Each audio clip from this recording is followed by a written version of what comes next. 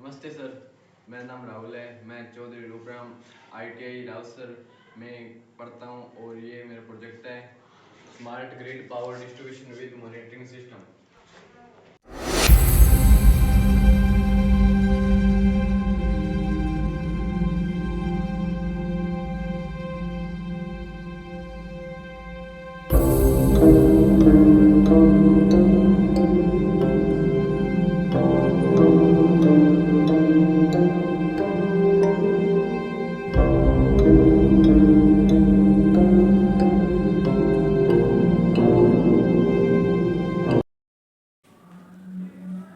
सबसे पहले आती है हमारी 33 kV की लाइन। इस लाइन के अंदर अगर कहीं पे फॉल्ट होता है, जैसे यहाँ पे फॉल्ट हुआ तो ऑटोमेटिकली लाइट कट हो जाएगी। जैसे फॉल्ट हटा तो ऑटोमेटिक ऑन हो जाएगी। अगर 33 kV लाइन के अंदर कोई आग लगती है, जैसे आग लगने पे ऑटोमेटिक कट होगी। जब तक रीसेट ना करेंगे तब तक लाइट नहीं आएगी। इसके बाद आती है हमारी 11 kV की लाइन। इसके अंदर हमने 5 टावर लगाए हैं और हमारा सिस्टम AGI एल्गोरिथम पर वर्क करता है। जैसे कि ये लाइन ऑन होगी 11 kV। इसके अंदर RYB 3 फेज है। RYB 3 फेज है। इनके अंदर 10 ओम का प्रतिरोध लगाया है, जिससे कि करंट की वैल्यू डिस्टेंस कैलकुलेट होगा। जैसे कि मैंने फोल्ड किया YB में, तो YB के अंदर फोल्ड शो हो रहा है, डिस्टेंस 2 किलोमीटर पे है, करंट 1.3 एम्पियर है। जैसे इस फोल्ड को रीसेट करूँगा तो लाइट ऑटोमेटिकली ऑन हो जाएगी। अगर मैं फोल्ड करूँगा 4 किलोमीटर पे, यहाँ पे RY में RY फोल्ट 0.7 एम्पियर 4 किलोमीटर। जैसे फोल्ट को रीसेट करता हूँ तो लाइट ऑटोमेटिकली आ जाएगी।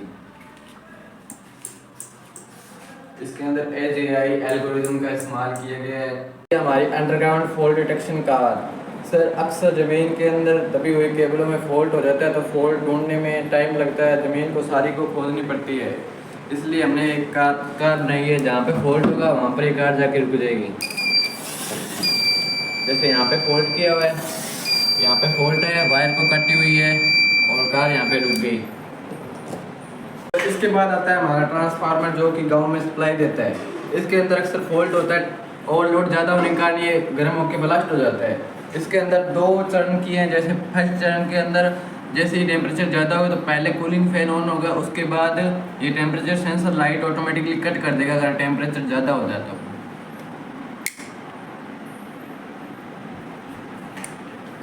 कूलिंग फैन ऑन हो चुका है। इसके बाद आता है ये टेम्परेचर सेंसर। अगर 50 डिग्री से ऊपर टेम्परेचर जाता है तो लाइट ऑटोमेटिकली कट हो जाती है। 50 डिग्री से ऊपर गया टेम्परेचर, लाइट ऑटोमेटिकली कट हो गई। 50 से जैसे नीचे आएगा तो लाइट ऑटोमेटिकली ऑफ हो जाएगी, जिससे कि ट्रांसफार्मर की सेफ्टी रहती है। बदलने में बहुत ज़्यादा टाइम लगता है। लाइट ऑटोमेटिकली आके 50 से नीचे आती है। इसके बाद आता है हमारा बैकअप यूपीएस सिस्टम। मतलब फॉल्ट हो जाता है 33 kV लाइन के अंदर या 11 kV लाइन के अंदर, जब तक फॉल्ट से ना हो जब तक यूपीएस सिस्टम गांव में सप्लाई देगा। जैसे ये फॉल्ट किया, लाइट गई, यूपीएस सिस्टम ऑटोमेटिकली सप्लाई दे रहा है। जैसे पीछे से फॉल्ट हुआ है, लाइट नहीं आ रही, तब तक गाँव में सप्लाई की दिक्कत नहीं आएगी, क्योंकि यूपीएस सिस्टम है, गाँव में सप्लाई देगा। इसके बाद आता है हमारा ओवरलोडिंग सिस्टम, जो कि आर्डिनो क्यू AGI बेस्ड है।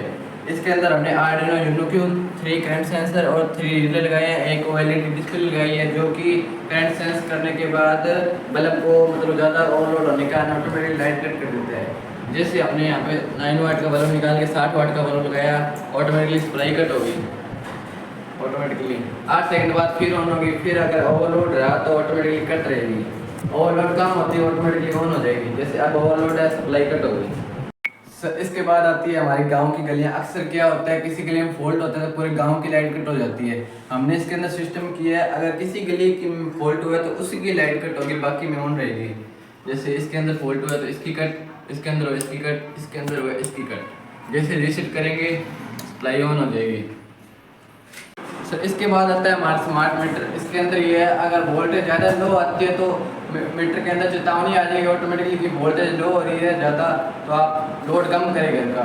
और इसके बाद एक सिस्टम ये भी है कि इसके मोबाइल में भी डाटा भेज सकते हैं, इसकी टोटल रीडिंग मोबाइल के अंदर आ सकती है। और अगर वोल्टेज ज़्यादा आती है, 300 वोल्टेज आती है तो रिले ऑटोमेटिकली कट कर देगा।